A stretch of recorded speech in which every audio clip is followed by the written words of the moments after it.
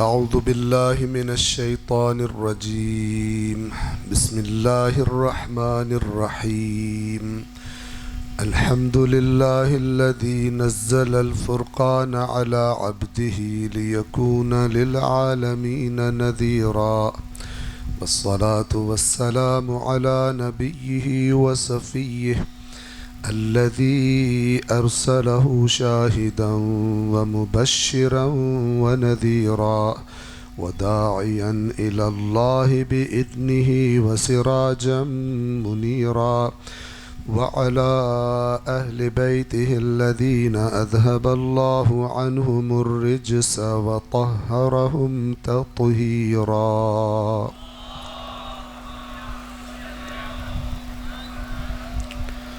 أما بعد، فقد قال الله تعالى في القرآن الحكيم وهو أصدق القائلين: أعوذ بالله من الشيطان الرجيم. بسم الله الرحمن الرحيم. إن الله اشترى من المؤمنين أنفسهم وأموالهم بأن لهم الجنة يقاتلون في سبيل الله فيقتلون ويقتلون، وعدا عليه حقا في التوراة والإنجيل والقرآن، ومن أوفى بعهده من الله فاستبشروا ببيعكم الذي بايعتم به وذلك هو الفوز العظيم.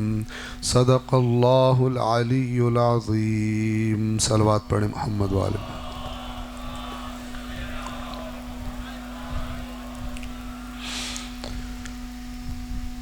آج 10ویں محرم کی شب ہے، شب عاشور، اور یہاں مسجد حسنین علیہم الصلاۃ والسلام میں جو توفیق ملی آپ مومنین کی خدمت میں حاضر ہونے کی، تو اس سلسلے کی یہ آج آخری مجلس ہے. آج کی رات کو بہترین گزارنے کا طریقہ وہی ہے کہ جس طریقے پر امام حسین، اولاد حسین اور اصحاب حسین نے یہ آخری رات گزاری. آپ نے پڑھا ہوگا، آپ نے سنا ہوگا کہ امام حسین علیہ السلام نے حضرت عباس علمدار سے فرمایا کہ عباس، اگر ہو سکے تو ان اشقیاء سے ایک رات کی مہلت لو. ہرگز بھی امام کو کوئی امید نہیں تھی کہ ایک رات اور مل گئی تو کوئی لشکر آ جائے گا اور ہمارے ساتھ مل جائے گا اور حالت بدل جائے گی، کیونکہ خود امام نے حضرت عباس کو اس کا سبب بتایا. فرمایا کہ عباس، کل شہادتوں کا دن ہے، آج کی رات میں چاہتا ہوں اگر آج کی رات مہلت مل جائے اور یہ لعین رات کوئی بددیانتی نہ کریں، خیانت نہ کریں، تو آج کی رات جی بھر کے میں اپنے اللہ سے رابطہ رکھنا چاہتا ہوں، رابطہ کرنا چاہتا ہوں. 3 چیزوں کے نام لیے، ایک نماز تھی، ایک دعا و مناجات، اور تیسری تلاوت قرآن. امام حسین کے نہ کوئی مقام میں کمی تھی، نہ کوئی ان کے اجر و ثواب میں کمی تھی جو انہوں نے پوری کرنی تھی. لیکن یہ وہ چیز تھی کہ جو اللہ نے کئی سال پہلے ان کے جد کو رسول اللہ صلی اللہ علیہ وآلہ وسلم کو ریکمینڈ کی تھی.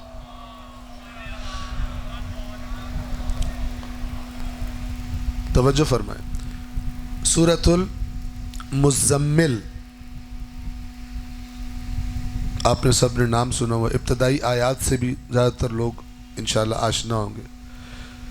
سورۃ المزمل ظاہراً وہ تیسری سورہ ہے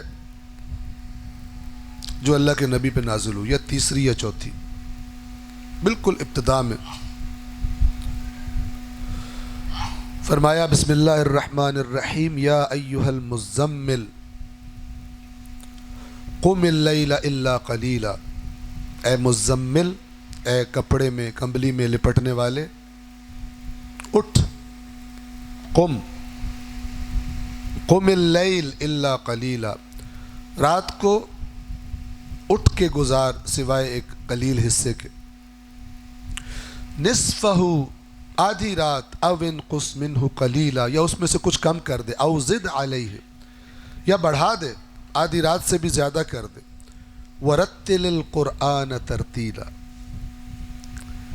اور کیا کر، رات کو بیدار رہ کر رتل القرآن ترتیلا، اور اللہ کے قرآن کو، اللہ کے کلام کو ترتیل کسے کہتے ہیں؟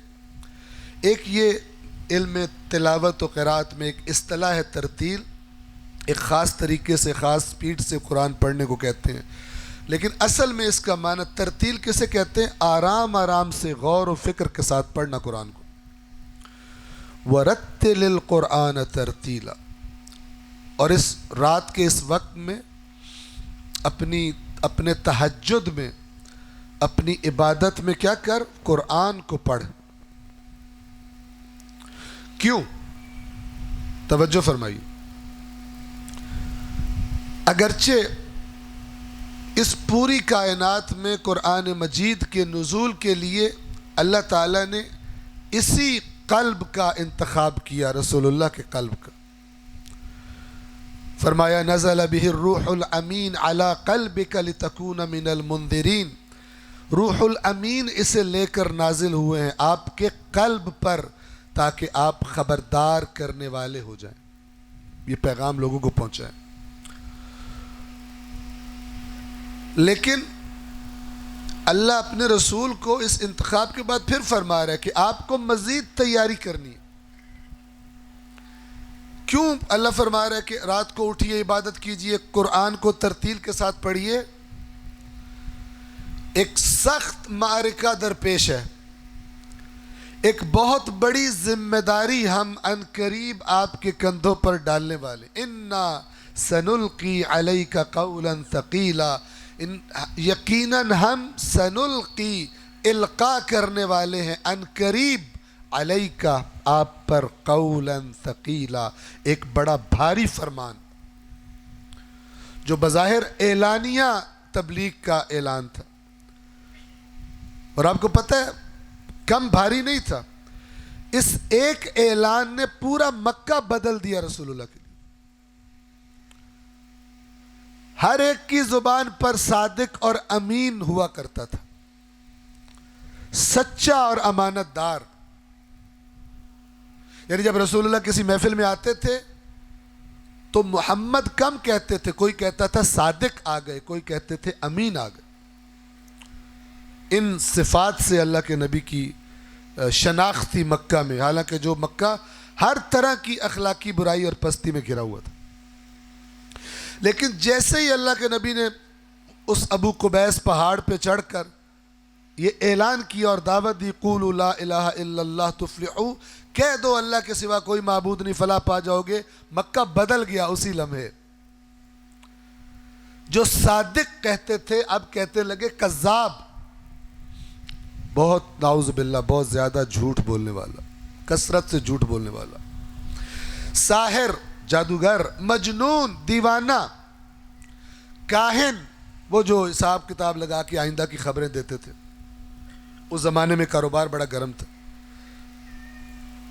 یہ القاب ملے اللہ کا پیغام لوگوں کو پہنچانے کی، پتہ نہیں اس پیغام میں کیا پرابلم ہے، اچھے بھلے بندے کے حالات خراب کر دیتا۔ امام حسین پر کھڑی مصیبتیں کیوں آئی؟ کہا میں بیعت نہیں کروں گا، حالات خراب ہو گئے۔ توجہ فرما رہے ہیں آپ کا، ہم نے شاید پہلے بھی عرض کیا ہو، قرآن مجید میں جو چیز بیان ہوئی ہے نا، وہ پھر اس کے بعد کوئی سیکنڈ بات نہیں ہو سکتی۔ قرآن مجید یہ فرماتا ہے کہ ہمارا کوئی ایک بھی نبی رسول ایسا نہیں ہے کہ جب ہم نے اسے اس کی قوم کی طرف بھیجا تو اس کی قوم نے اس کا مذاق نہ اڑایا ہو، اس کو تنگ نہ کیا، اس کو تکلیفیں نہ دی ہوں۔ تو اگر آج کا کوئی ذاکر مولانا جہاں جائے سارے کہیں واہ قبلہ آ گئے، کارپیٹ بچھاؤ تو 10 بوسی کرو، تو پکا منافق ہے وہ، چاہے ذاکر ہے چاہے کوئی عالم، پکا منافق ہے۔ کیوں؟ نبیوں سے زیادہ اچھی صفات ہے کہ نبیوں کو لوگ کہہ رہے پتھر مار رہے ہوں، اور جو نبی کا پیغام، اگر نبی کا ہی پیغام دے رہا ہے تو پھر تھوڑی سی گالی والی کے لیے بھی تیار رہنا چاہیے، ٹھیک ہے نا، پھر تھوڑی سی توہین کے لیے بھی تیار رہنا، اور اگر کوئی بھی سارے فٹ جا رہے ہیں تو پھر ہمارے قوم میں استاد تو انہوں نے کہا تھا، کئی ملکوں کے بچے لڑکے اس کلاس میں تھے ہمارے، انہوں نے کہا تھا جب اپنے ملکوں میں واپس جاؤ تبلیغ شروع کرو اور سارے خوش ہوں، تو تم خوش مت ہونا، جان لینا کہ پکے منافق ہو، کیونکہ اگر تم وہی بات کر رہے ہوتے جو نبیوں نے کی ہے تو کیسے ہو سکتا ہے تمہاری صفات نبیوں سے زیادہ اونچی ہے، تمہارا علم نبیوں سے زیادہ ہے، تمہارا اخلاق نبیوں سے زیادہ ہے، تم نبیوں سے زیادہ اچھی صفات رکھتے ہو کہ نبیوں کو تو لوگ مذاق اڑائیں اور برا بھلا کہیں، اور تمہیں لوگ 10 جدھر جاؤ تمہاری 10 بوسی ہو۔ اس کا مطلب تمہارے اندر منافق ہے، تم مجمع دیکھ کے بات کرتے، تم اللہ کو دیکھ کے بات نہیں کرتے، تم مجمع دیکھ کے بات کرتے۔ اور ہم نے ایسے کئی لوگ دیکھے ہیں جب جاتے ہیں کہتے ہیں بانی سے پوچھتے ہیں کیا پڑھنا ہے،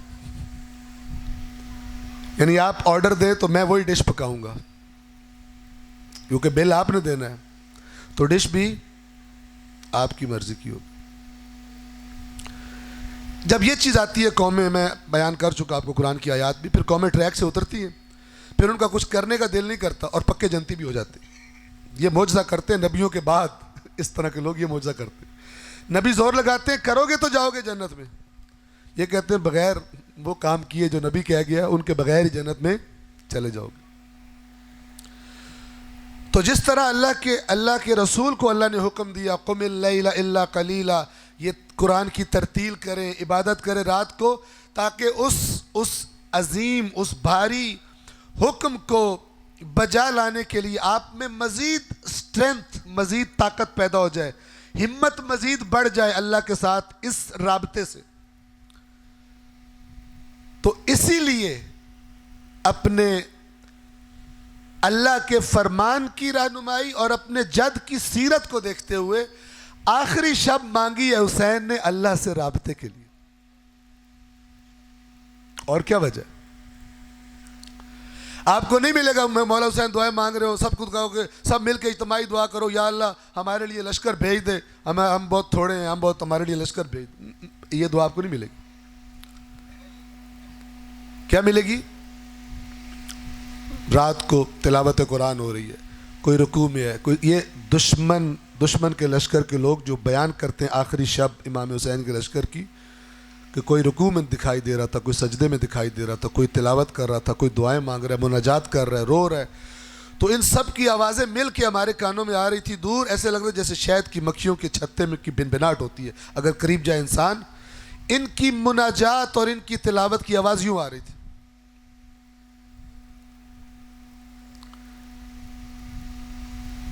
بنے ہم مرد مجاہد، اور عاشور کی شب جو بانیان ہیں اور انجمنیں ہیں اسی طرح رات گزارے، سارے کے سارے بیٹھے ہو مناجات کر رہے ہو، امام بارگاہ کے باہر سے لوگ گزرے، کہیں مکھیوں کے چھتے میں سے جو بنبناٹ ہوتی ہے اس کی آواز آ رہی ہے، اندر جھانک کے دیکھیں کوئی سجدے میں ہو، کوئی رکوع میں ہو، کوئی قرآن کھول کے بیٹھا ہو، کوئی اللہ سے مناجات کر رہا ہو۔ یہ بھی تو شبیہ ہے لشکر حسین کی۔ اگر جھولا شبیہ ہے، اگر علم شبیہ ہے، اگر زلجنا شبیہ ہے، تو یہ شبیہ کیوں نہیں؟ دشمن جسے کہہ رہے ہیں، اور یہ جو میں نے آیت پڑھی ہے سورہ توبہ کی 111، اگلی آیت میں آپ کو سنا چکا ہوں، اور یہ 2 آیتیں میں نے کیا عرض کیا تھا کہ اتری تبوک میں ہے، شاید 50 سال سے زیادہ پہلے کربلا سے اتری تبوک میں ہے، لیکن ایک بار پھر چمکی کربلا میں۔ میں ڈائریکٹ آیت نمبر 112 بیان کر چکا ہوں میں، لیکن ریویژن کہ جن لوگوں سے اللہ نے ان کی جانیں اور مال خرید لیے ہیں ان کی کیا صفات ہیں، اب وہ صفات آپ سنیں ریویژن کے طور پر۔ اور لشکر امام حسین کا شب عاشور جو منظر تھا اور جو وہ دیکھ رہے تھے اس کو ذرا دیکھیں، ایسے لگتا ہے کہ اتری کربلا کے لیے، لشکر حسین کے لیے علیہ السلام۔ کیا فرماتا ہے اللہ؟ کیا صفات ہے ان لوگوں کی جن کی جانیں اور مال اللہ نے خرید لی اور بدلے میں انہیں جنت دے دی ہے. کیا صفات ہے ان کی؟ التائبون العابدون الحامدون السائحون الراکعون الساجدون الآمرون بالمعروف والناہون عن المنکر والحافظون لحدود اللہ وبشر المؤمنین. توبہ کرنے والے، عبادت کرنے والے، اللہ کی حمد کرنے والے، اللہ کی راہ میں سفر کرنے والے.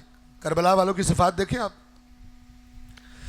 اللہ کی راہ میں سفر کرنے والے، رکوع کرنے والے، سجدے کرنے والے، امر بالمعروف کرنے والے. کون ہے کربلا والوں کے علاوہ؟ نہی عن المنکر کرنے والے اور اللہ کی حدود کی حفاظت کرنے والے. امام کے خطبات میں سے ایک خطبے میں یہ بھی ہے کہ اے پروردگار، یہ جو ہم کر رہے ہیں یہ کسی طاقت اور اقتدار کے حصول کا مقابلہ نہیں ہے. جو بعض بدبخت ابھی بھی الزام لگاتے ہیں امام حسین پر. یزید بھی شہزادہ، امام حسین بھی شہزادہ، دو شہزادے لڑ پڑے آپس میں. یہ کلام امام کا موجود ہے. اللہم لم یک ما کان منا، جو بھی ہم نے کیا ہے، جو ہم کرنے جا رہے ہیں، یہ نہیں ہے کوئی اقتدار حاصل کرنے کا مقابلہ، اور نہ ہی دنیا کا مال فضول جمع کرنے کا کوئی حاصل کرنے کا ہمیں شوق ہے. لیکن ہم اس لیے نکلے ہیں تاکہ تیری جو حدود معطل کر دی گئی ہیں انہیں دوبارہ قائم کریں،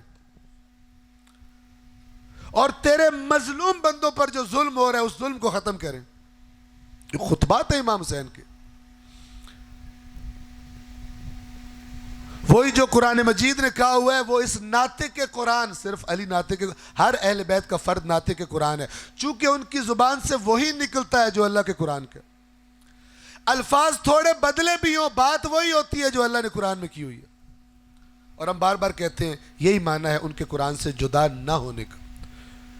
جہاں بھی وہ ہٹ کے بات کریں قرآن سے جدا ہو گئے نا، تو پھر حدیث ثقلین نہ رہی. تو پھر ماننا پڑے گا، اس پر ایمان لانا پڑے گا کہ اگر وہ کبھی بھی قرآن سے جدا نہیں ہوتے پھر ان کی باتیں وہی ہیں جو قرآن مجید میں باتیں کی گئی. تو امام نے بھی قرآن کریم کی رہنمائی پر چلتے ہوئے اور اپنے جد رسول اللہ کی سیرت پر چلتے ہوئے آخری رات، تاکہ اور تیار ہو جائیں، حوصلے اور بڑھ جائیں، تلواروں کو اپنے بدن پر جو انہوں نے ٹکڑے کرنے، ہمارے بدن جو ہیں، ہماری عقلیں، ہمارے دل اور تیار ہو جائیں.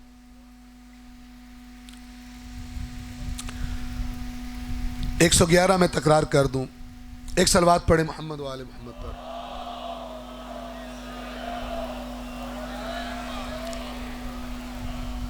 یہ میں اپنے لیے بھی، آپ کے لیے بھی اللہ سے دعا گو ہوں کہ مطلب میں جو بات کر رہا ہوں وہ بہت بڑی ہے، اور اللہ جو میرے اندر کمی بیشی ہے مجھے معاف فرمائے، منافقوں میں شمار نہ فرمائے. انسان میں کمی ہوتی ہے.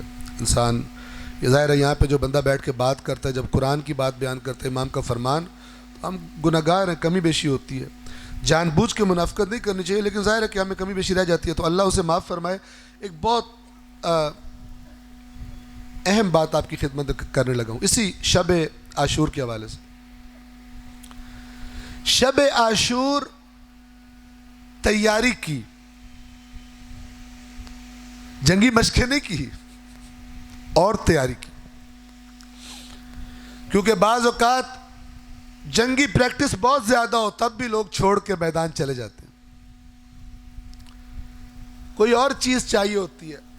جو کربلا والوں پہ جو مرحلہ آ گیا تھا، وہاں جنگی میں پریکٹس سے زیادہ چند افراد کے بے حساب لشکر کا سامنا کرنے کے لیے ایک اور پاور اللہ کی طرف سے چاہیے تھی، جو میدان سے قدم اکھڑنے نہ دے.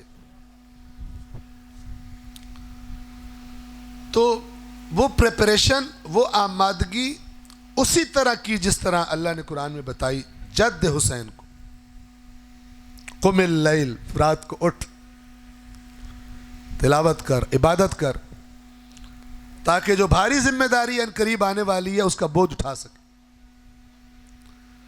تو یہ بھی رات کو اللہ سے رابطے میں ہے، مختلف شکلوں میں اللہ کے ساتھ اور رابطہ گہرا کر رہے ہیں تاکہ کل امتحان میں اچھے نمبر لے سکیں، ہائیسٹ نمبر لے سکیں، ٹاپ کے نمبر لے سکیں، راستہ یہی ہے۔ اور جب انہوں نے تیاری کر لی تو سبھی رتبہ شہادت پر فائز ہو گئے، سبھی رتبہ شہادت پر فائز ہو گئے۔ اس سے ایک تصور اپنے ذہن میں، میرے ذہن میں آیا، آپ کی خدمت میں عرض کرنے لگا۔ شب عاشور اگر اللہ توفیق دے کہ پھر میں اللہ سے معافی مانگ رہا ہوں، گناہگار آدمی ہوں، یہ بڑی بات ہے بہت،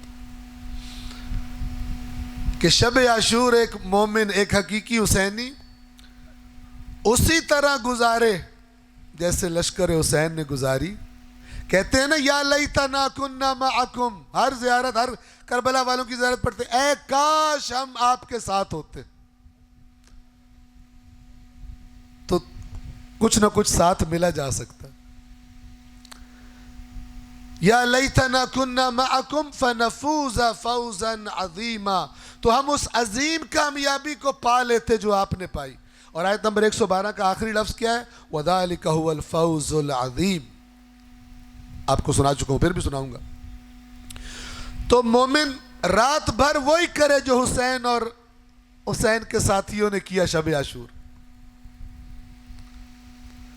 صبح وہ شہید ہو گئے، تو اگر میں 10ویں سے پہلے ایسا بندہ تھا جو حسین کو پسند نہیں آئے گا تو وہ شخصیت بھی شہید کر دے کل، اور شہادت کے بعد ایک نئی زندگی ہوتی ہے، تو ایسی زندگی جو حسین چاہتا ہے، یعنی رات کو تیاری کریں اپنی شہادت کی، اس شخصیت کو کہ جو مثلا اس میں ایسی باتیں ہیں جو ناپسند ہوں گی حسین کو، حسین کے اللہ کو، تو اس کو کل شہید کر دیں، اسے کل مار ڈالیں، اور پھر ایک اور زندگی کا آغاز کریں، وہ کہ جو امام حسین علیہ الصلاۃ والسلام کی تعلیمات، یعنی اللہ کی تعلیمات، رسول کی تعلیمات کی عکاس۔ مشکل ہے، اللہ تعالیٰ بہرحال ہمیں توفیق عطا فرمائے کہ وہ عربی میں کہا جاتا ہے ما لا یترک کلہ لا یترک کلہ، جو سارا کا سارا حاصل نہ کیا جا سکے وہ سارا کا سارا چھوڑنا بھی نہیں چاہیے، جتنا ہو سکے اتنا اپنا توشہ لے لے انسان۔ تو ہم شب عاشور مثلا بہت سارے لوگ جاگ کے گزارتے ہیں، جاگتے رہتے ہیں، تو کوشش کریں کہ اس جاگنے میں وہ عکس بھی آ جائے جو لشکر حسین کا عکس تھا، جو لشکر حسین کا عکس تھا وہ بھی ہماری رات میں ایسی کچھ چیزیں ہو جائیں، ساری رات نہ صحیح تھوڑا سا وقت صحیح، اسی نیت کے ساتھ کہ پروردگار میں یہ عبادت کر رہا ہوں اس نیت سے کہ میں لشکر حسین کے ساتھ ہوں شب عاشور، جو انہوں نے کیا تھا، جو میرا مولا حسین کر رہا تھا میں وہ کر رہا ہوں۔ تو یہ بھی کرنے کی کوشش انشاءاللہ کی جائے۔ صلوات پڑھے محمد و آل محمد۔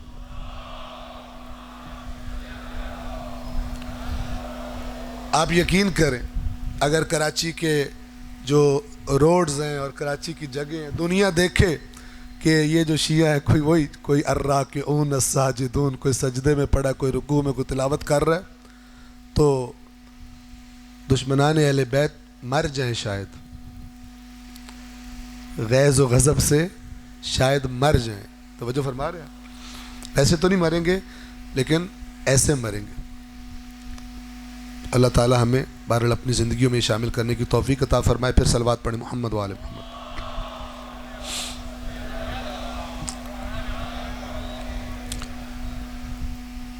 امام جب اپنے ساتھیوں کو لا رہے تھے، جب مدینہ سے چلے تھے، کیا فرمایا تھا؟ بہت ساری باتیں تھیں، ان میں سے ایک بات یہ تھی کہ آپ میں سے جس کے ذمے کسی کا حق ہے، کسی کا قرض دینا آپ نے، آپ پہلے وہ ادا کریں پھر میرے ساتھ ہیں۔ یہ چند جگہوں پہ ایسی روایات ہیں جن میں ہوتا ہے سارے گناہ معاف ہو جاتے ہیں، ٹھیک ہے؟ ان میں سے ایک شہید کا معاملہ ہے۔ تو اصل میں ہمیں آدھی باتیں سننے کی عادت ہے. تو ابھی اسی دفعہ میں دوبارہ پڑھ رہا تھا جب حج کی روایات، تو اس میں یہ بات آئی کہ اللہ حرام کے مال سے کچھ قبول نہیں کرتا، نہ حج، نہ زکوٰۃ، نہ صدقہ، کچھ بھی قبول، نہ زیارت، کچھ بھی قبول نہیں کرتا.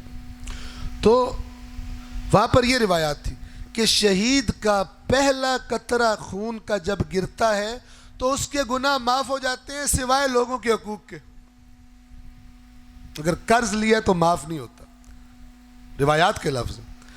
مگر یہ کہ کوئی جا کے اس کی جگہ ادا کر دے کہ بھائی یہ اس کے ذمے یہ حق تھا، یہ ہم دے رہے ہیں، یا بہرحال کسی بھی طرح اس سے کلیئر کروائے، ورنہ شہید کا بھی معاف نہیں ہوتا.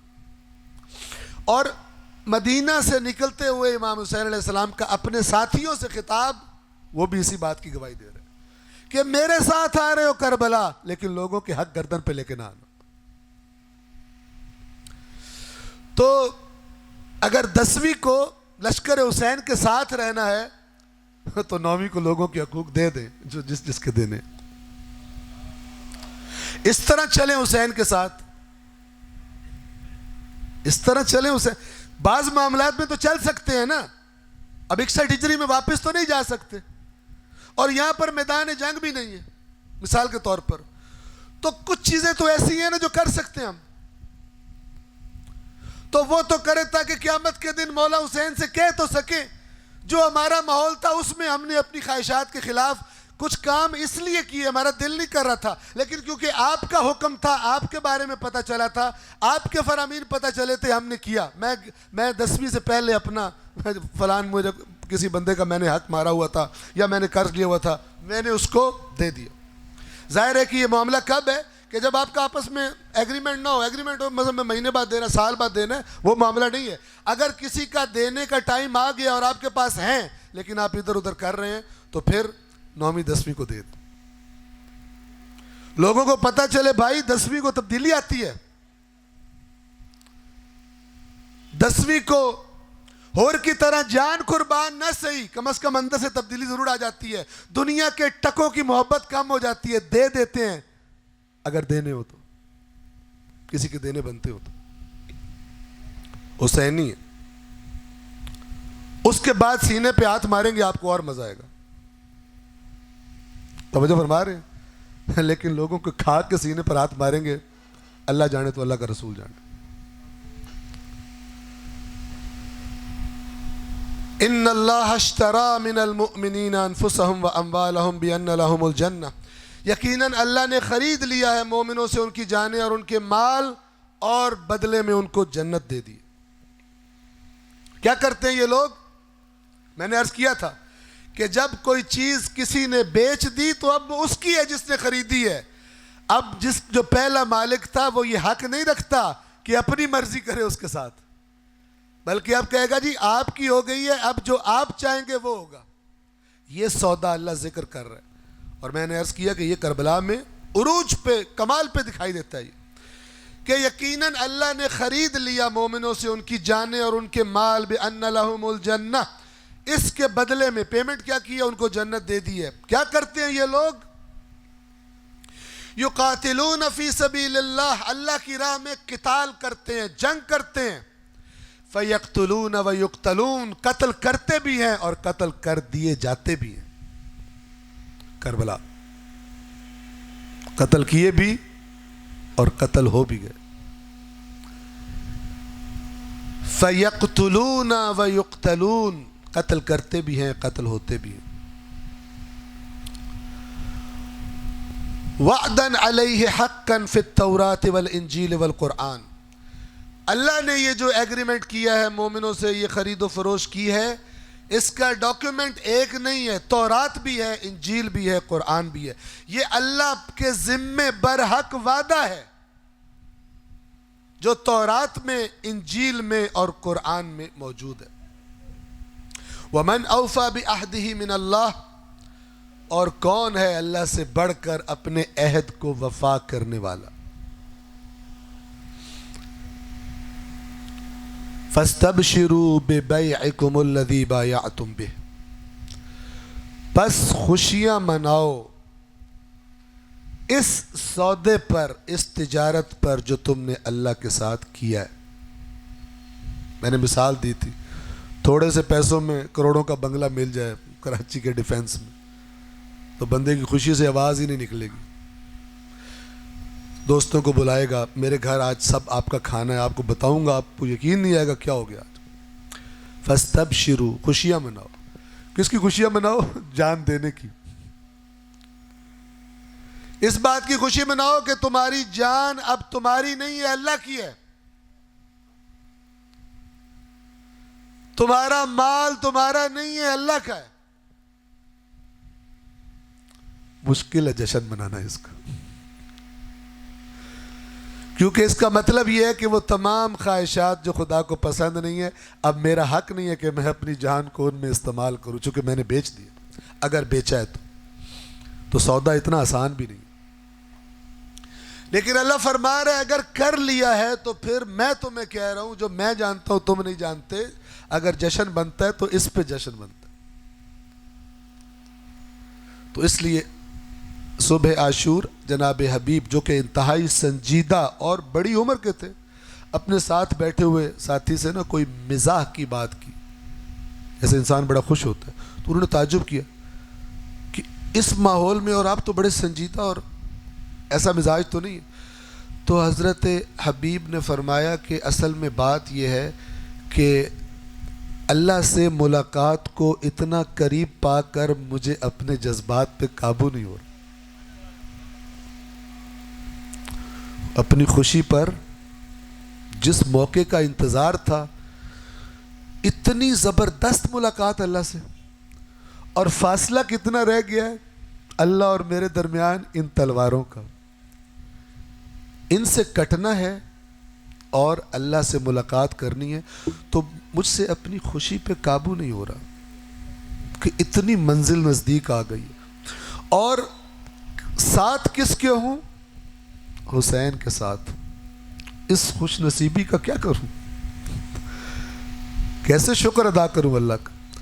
تو یہ احلی من العسل، یہ کربلا والوں کا کلام ہے، شہد سے زیادہ میٹھی ہے. حالانکہ چلتے چلتے پاؤں میں ہمارے کانٹا بھی لگے تو اوئی کی آواز نکلتی ہے، رک جاتے ہیں، پھر کانٹا نکالتے ہیں. پہلے توجہ فرما رہے ہیں. تو یہ اصحاب حسین. فاستبشروا، خوشیاں مناؤ، جشن مناؤ، ببیعکم، اپنی اس تجارت پہ، الذی بایعتم بہ، یہ جو اللہ سے تم نے کر لیا سودا. وذالک هو الفوز العظیم، اور یہی ہے عظیم کامیابی. صلوات پڑھ دیں محمد و آل محمد.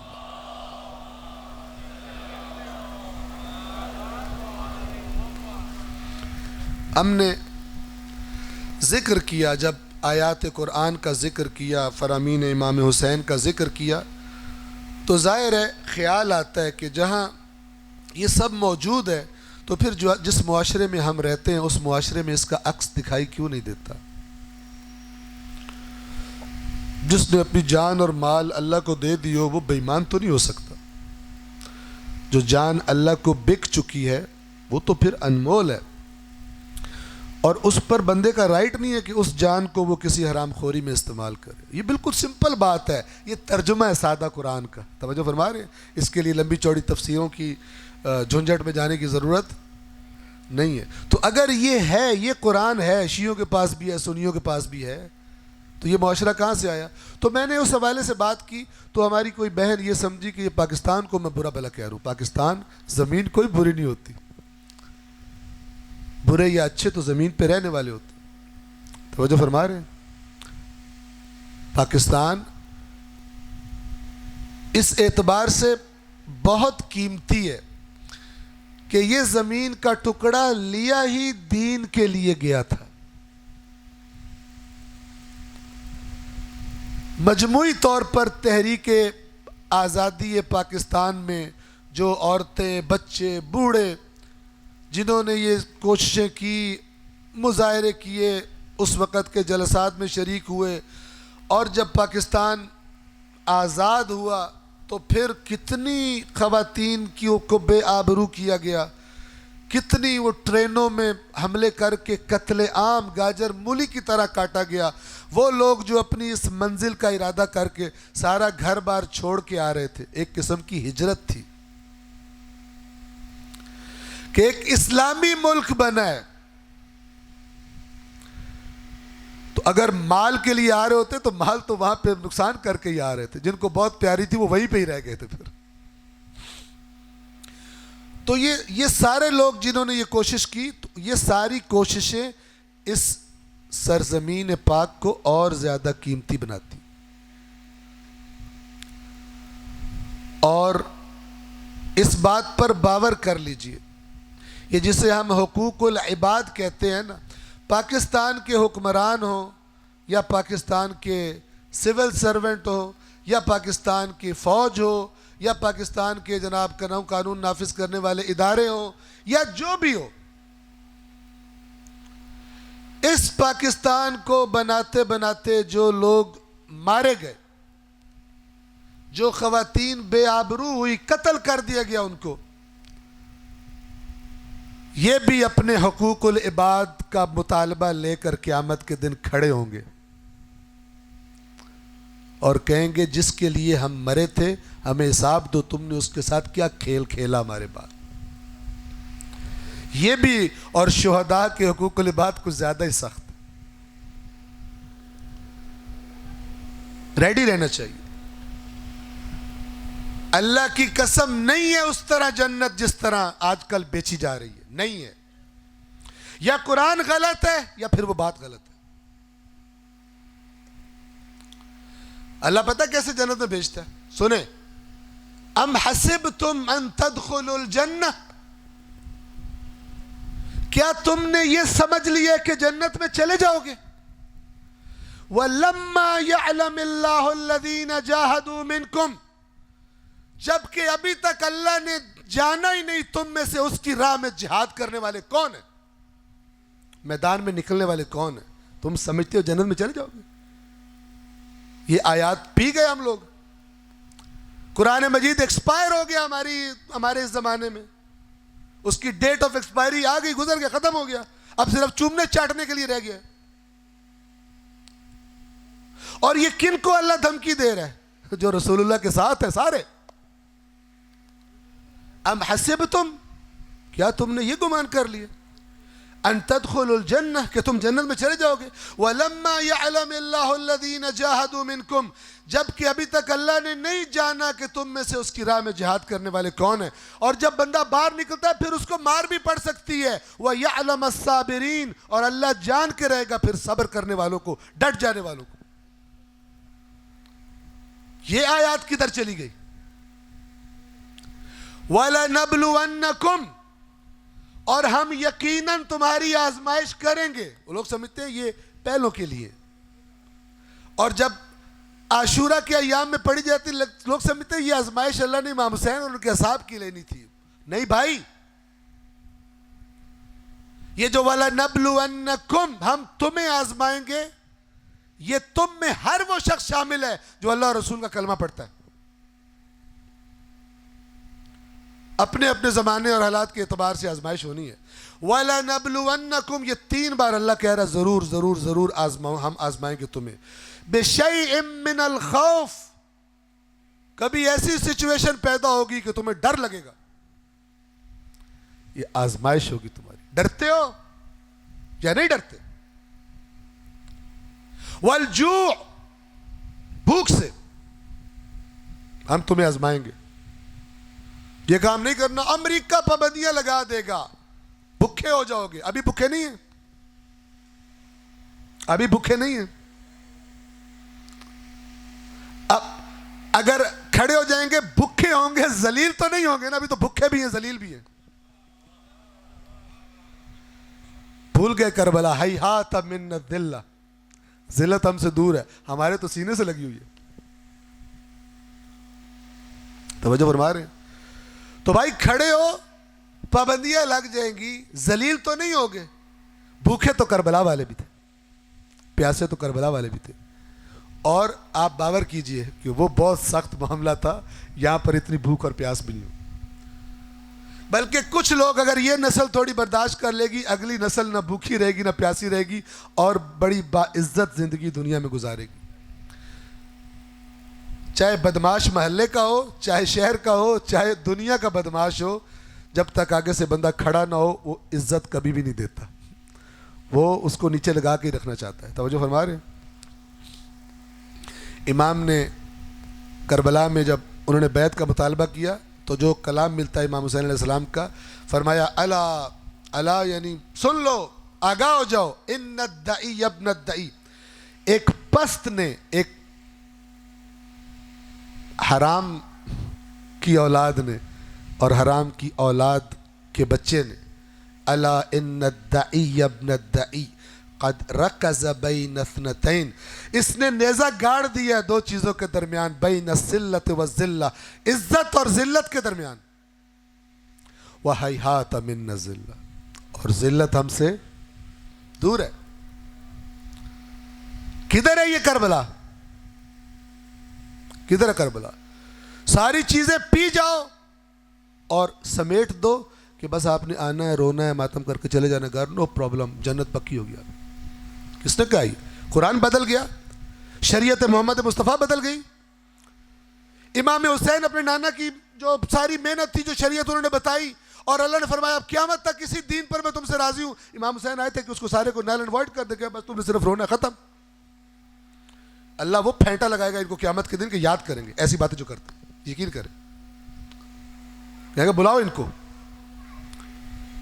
یہ صرف 4 لوگوں کو خوش کرنے کے لیے میرے دین سے کھیلتے تھے. تو اللہ کیا فرما رہا ہے؟ وَلَمَّا يَعْلَمِ اللَّهُ الَّذِينَ جَاهَدُوا مِنْكُمْ وَيَعْلَمَ الصَّابِرِينَ، ابھی تک اللہ نے جانا ہی نہیں تم میں سے جہاد کرنے والے کون ہیں. جہاد آپ کو پتہ ہے جنگ کو بھی شامل ہے اور غیر جنگ کو بھی شامل ہے. زمانہ جنگ ہو، یقاتلون فی سبیل اللہ فیقتلون ویقتلون، قتال کرتے ہیں اللہ کی راہ میں، قتل ہوتے بھی ہیں اور قتل کرتے بھی ہیں. اور اگر زمانہ جنگ نہ ہو تو جہاد کیا ہے؟ جو بھی معاشرے میں خرابی ہے، اللہ کے ناپسندیدہ کام ہے، اپنے وجود سے شروع کر کے اس کی اصلاح کی کوشش کرتے ہیں. تو ہمارا بات کرنے کا جو مقصد تھا پاکستان کے بارے میں مطلب نہیں تھا، پاکستان کے ساتھ خیانت کرنے کا مسئلہ ہے کہ اتنی خیانت کی گئی ہے پاکستان کے ساتھ کہ اس ملک کا نام بدنام ہو گیا. ذمہ دار ہم ہیں. تو ہم ایسے اقدام کریں کہ آئندہ آنے والی نسل، آپ کو ہنسی آئے گی، میں ایسے ایک آرزو کر رہا ہوں کہ برطانیہ میں اور امریکہ میں پاکستانی سفارت خانے کے باہر لائنیں لگی ہوں کہ ہم نے پاکستان امیگریشن کروانی. فی الحال تو معاملہ الٹا ہے. کیوں الٹا ہے؟ چونکہ یہاں پہ لوگوں کو اپنا مستقبل نظر نہیں آ رہا. اس میری بہن نے یا بیٹی نے جس سے بھی مجھے وہ سوال لکھ کے بھیجا تھا، انہوں نے کہا کہ حل بھی بتائیں. تو میں حل ہی تو بتا رہا ہوں. حل کیا ہے؟ حل وہی ہے جو حسین کہہ رہے ہیں، میں تمہیں قرآن اور سنت کی دعوت دے رہا ہوں. بڑے منصوبے بعد میں بنانا، پہلے اپنے آپ کو تو ٹھیک کر لو. پہلے تم خود تو حسین سے بیعت کر لو، باقیوں کو بعد میں کرانا. باقیوں کو بعد میں کرانا، پہلے شروع تو اپنے آپ سے کرو. خود تو وفادار ہو جاؤ حسین کے.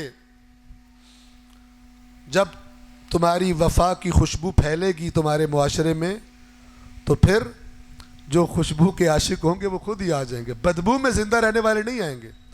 کچھ لوگ، کچھ مخلوقات ہوتی ہیں وہ بدبو میں ہی زندہ رہتی ہیں، لیکن وہ کم ہوتے ہیں. خوشبو کے متلاشی زیادہ ہوتے ہیں، وہ آ جائیں گے. لیکن وہ خوشبو نکلے تو صحیح بدن سے، بدن سے نہیں، عمل سے، زبان سے، میری حرکات سے، میرے معاملات سے. اور وہی بات جو ائمہ نے اپنے روایات میں بتائی ہے کہ ہمارے شیعہ ایسے ہوتے ہیں کہ جہاں بھی رہ رہے ہوتے ہیں اگر لوگوں کے جھگڑے ہو جائیں تو کہتے ہیں شیعہ ہے تو ایویں ہی، لیکن فیصلہ یہی انصاف سے کرے گا. شیعہ بڑے غلط ہیں لیکن سچی گواہی یہی دے گا. بڑے ویسے ان کے عقیدے خراب ہیں لیکن امانت رکھانی ہے تو شیعہ کے پاس رکھو. یہ ائمہ نے یہ کوالٹیز بتائی. یہ کوئی اساطیر الاولین تھوڑی ہے، قرآن مجید میں آیت ہے وَإِذَا تُتْلَى عَلَيْهِ آيَاتُنَا قَالَ أَسَاطِيرُ الْأَوَّلِينَ، جب ہماری آیات پڑھ کے سنائی جاتی ہے تو پرانی باتیں ہیں. اب گزارے نہیں ہوتے.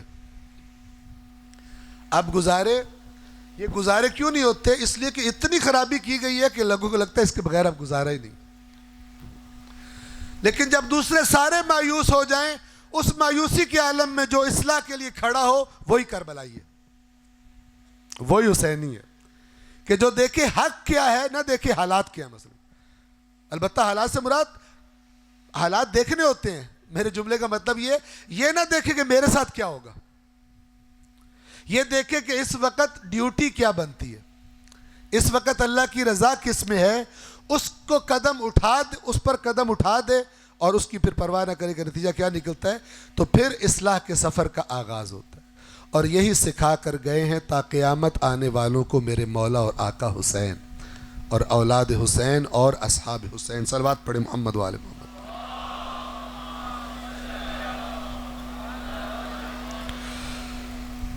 میری عرائض تمام اللہ تبارک و تعالی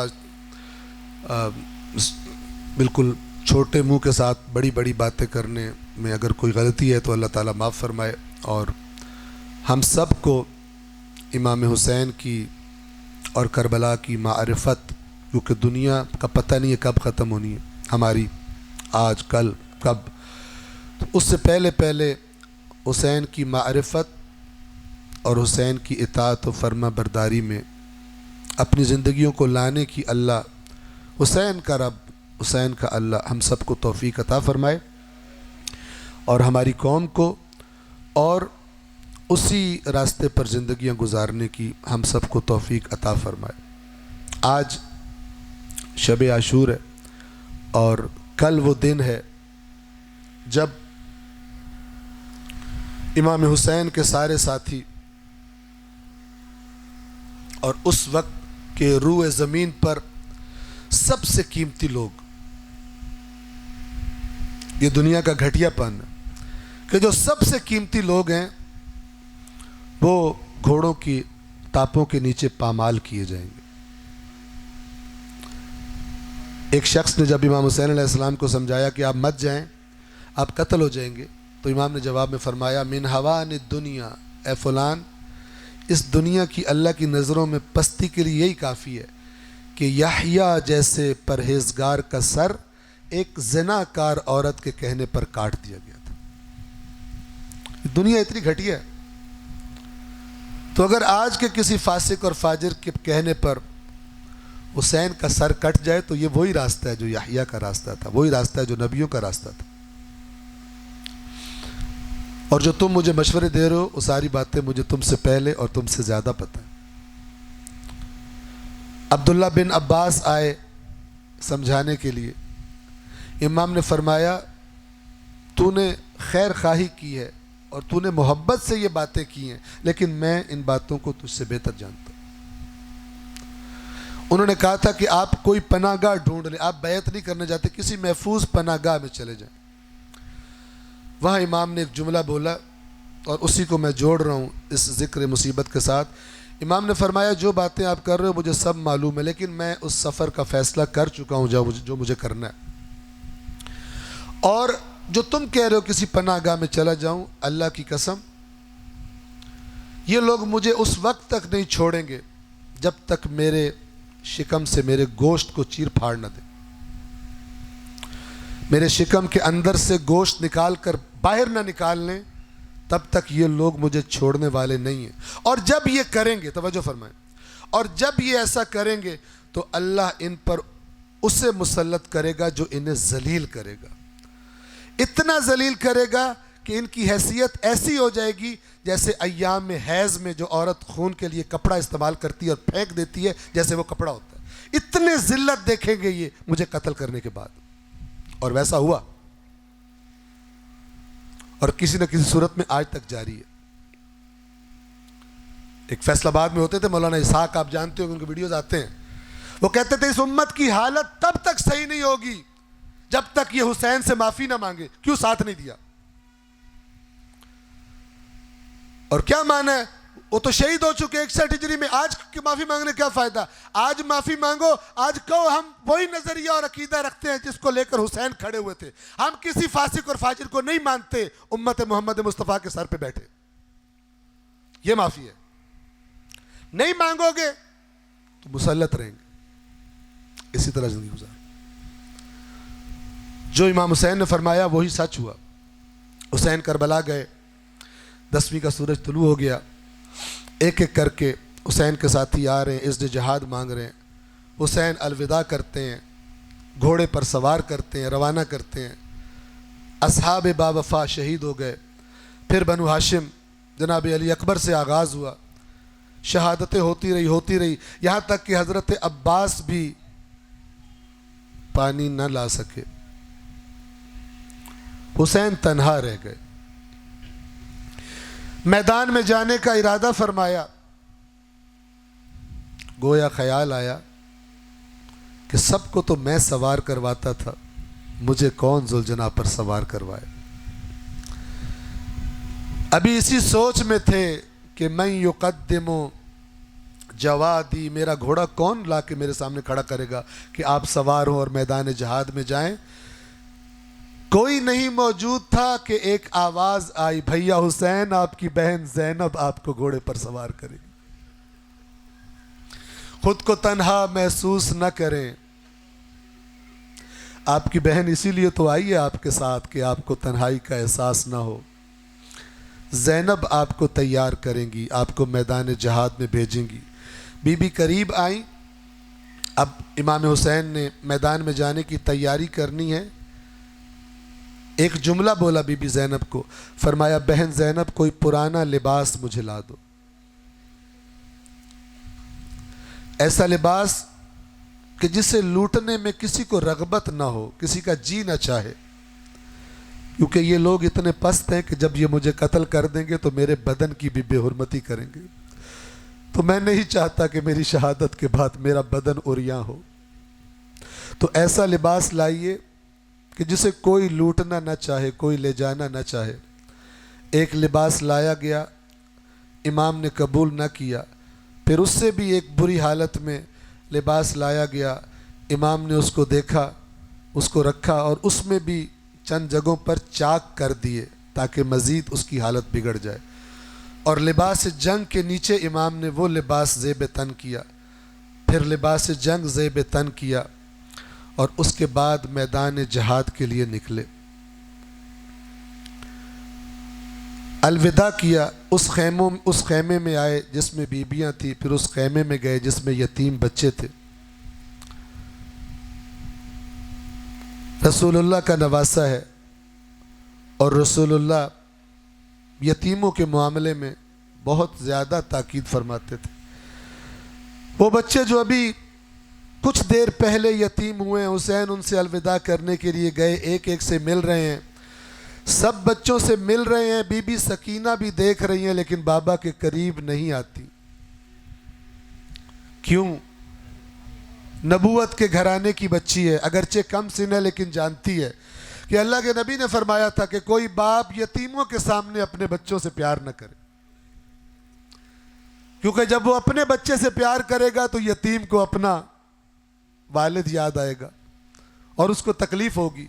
تو حسین یتیموں سے الوداع کرتے رہے, سکینہ دور سے دیکھتی رہی. پھر جب حسین گھوڑے پر سوار ہوئے, گھوڑے کو چلانا چاہا تو گھوڑا نہیں چلتا. جب نظریں نیچے جھکائی دیکھا 4 سال کی سکینہ گھوڑے کی ٹانگوں سے لپٹ کر کھڑی ہے. بابا موت کی تیاری کر لی آپ نے بھی.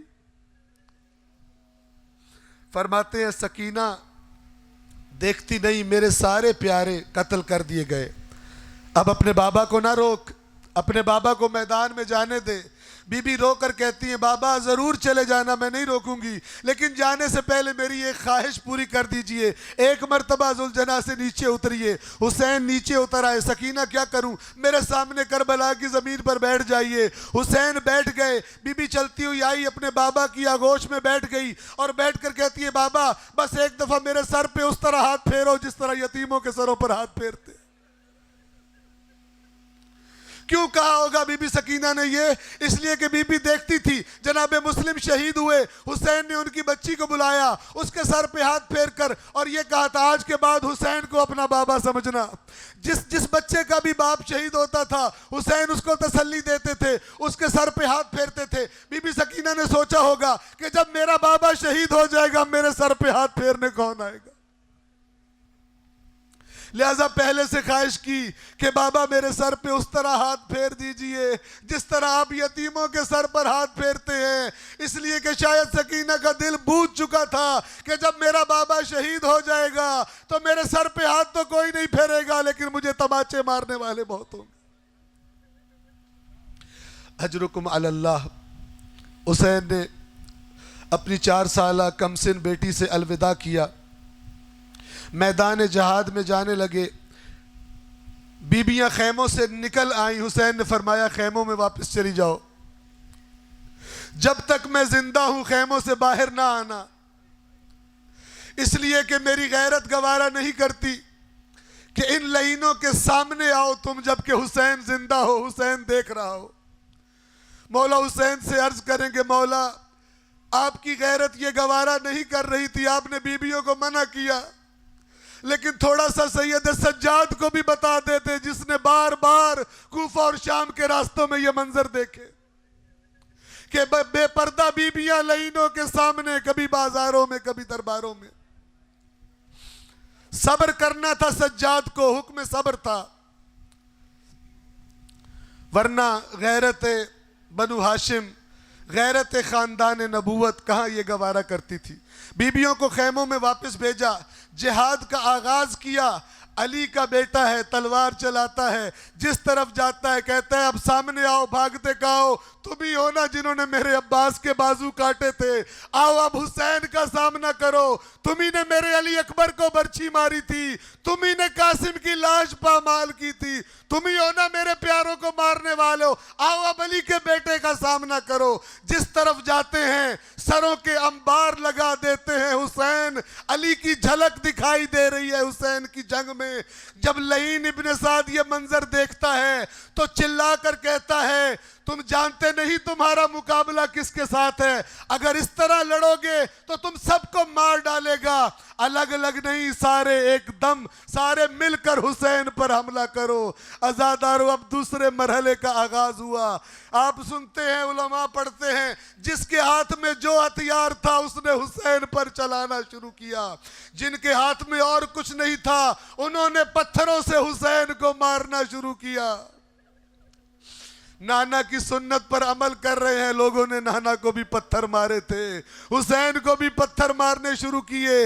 حسین نے ایک بات کہی تھی بیبیوں سے، فرمایا تھا خیموں سے باہر نہ آنا، جب تک میری تکبیر کی آواز سنتی رہو جان لینا کہ حسین زندہ ہے۔ اب جب جہاد کر رہے تھے زخموں پہ زخم حسین کو لگتے رہے، پیاس کی شدت اور بڑھتی رہی، لیکن تھوڑی دیر کے بعد جب خیال آتا کہ خیموں میں بیبیاں منتظر ہوں گی میری تکبیر کی، اگر خیموں سے دور ہو چکے ہوتے تو جس طرح بھی ممکن ہوتا دوڑاتے ہوئے گھوڑا دشمنوں کو ہٹاتے ہوئے خیموں کے قریب آتے، اور خدا جانے تصور نہیں کیا جا سکتا، سمجھا نہیں جا سکتا، انہی خشک لبوں کے ساتھ، اسی خشک پیاسے گلے کے ساتھ کبھی کہتے لا حول ولا قوت الا باللہ، کبھی کہتے اللہ اکبر، تاکہ اس آواز کو سن کر زینب کے دل کو کچھ دیر کے لیے سکون مل جائے، بی بی سکینہ کے دل کا اضطراب کچھ دیر کے لیے کم ہو جائے کہ ابھی حسین دنیا میں موجود ہیں۔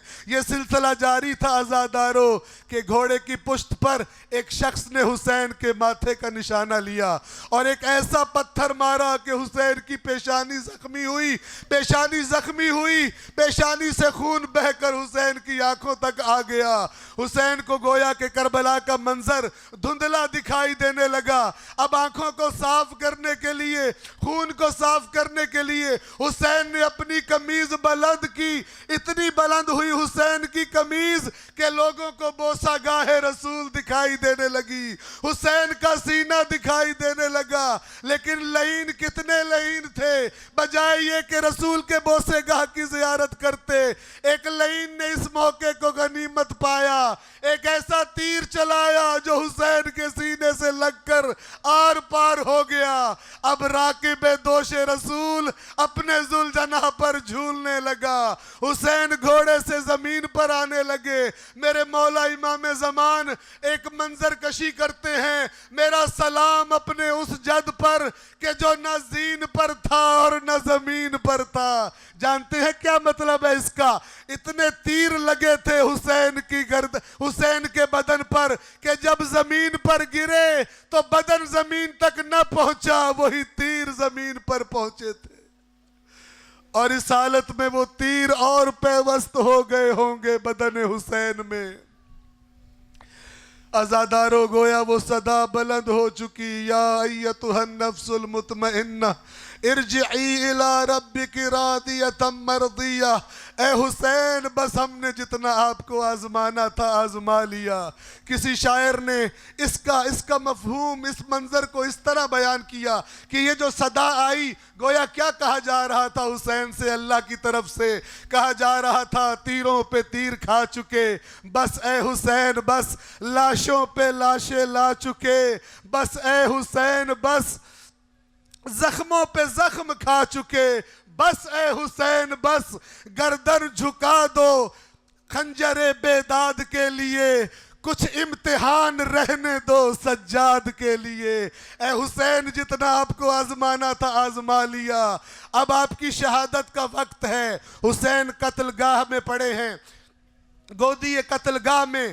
کچھ لعین آہستہ آہستہ قریب آتے ہیں، بس آخری جملے آپ کی زحمت تمام کر رہا ہوں۔ کچھ لعین قریب آتے ہیں، اتنا دبدبا ہے علی کے شیر کا کہ تیروں سے چھلنی ہے بدن، زخموں سے چور ہے بدن، لیکن پھر بھی قریب آنے سے ڈر رہے ہیں کہ کہیں حسین حملہ نہ کر دے۔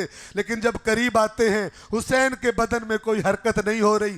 ایک لعین کہتا ہے مر گیا، دوسرا کہتا ہے نہیں ابھی نہیں مرا، تو ایک شمر لعین آگے بڑھتا ہے، کہتا ہے میں بتاتا ہوں مرا ہے یا نہیں مرا۔ قریب جا کر کہتا ہے حسین تم یہاں پر ہو، تمہارے خیموں پر حملہ ہو گیا ہے۔ خیموں پر حملے کا نام آیا، سید نے تڑپ کر اٹھنا چاہا لیکن اٹھ نہ سکے، پکار کر کہتے ہیں اے اشقیا، اگر تمہارا دین کوئی نہیں تو کم از کم انسانیت کا تو خیال رکھو، میری اس حالت میں ایسے فریب دیتے ہو مجھے۔ شمر قریب آیا، قاتل قریب آیا، حسین کے سینے پر سوار ہوا۔ حسین کو اپنے سینے پر جب بوجھ محسوس ہوا، آنکھیں کھولی، قاتل کے چہرے کو دیکھا، فرمایا اپنے سینے سے کپڑا ہٹا۔ اس لعین نے کپڑا ہٹایا، کہا میرے جد نے صحیح کہا تھا، حسین تجھے مارنے والے کے سینے پر داغ ہوں گے، وہ برس کی بیماری کا مریض ہوگا۔